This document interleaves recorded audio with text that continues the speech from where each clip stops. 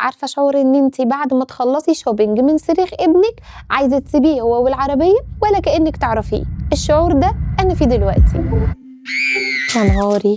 الناس كلّها عمّالة تبُص عليَّ، زمانهم بيقولوا عليَّ أم فاشلة والّا بيقولوا عليَّ إن أنا ما عرفتش أربّي، هو بيعمل كده ليه طيب؟ هو قاصد يكسفني والّا ده عناد والّا إيه؟ أنا شكلي وِحِش أوي.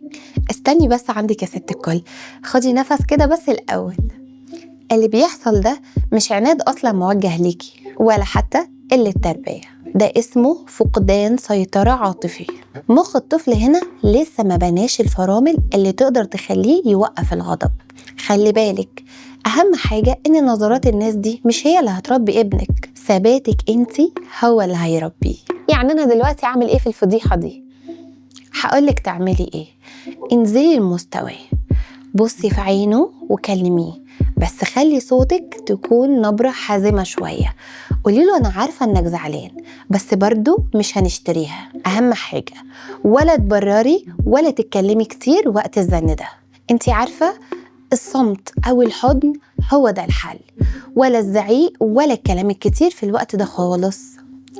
افتكري دايما، الطفل مش عايز أم مثالية، هو عايز أم واعية.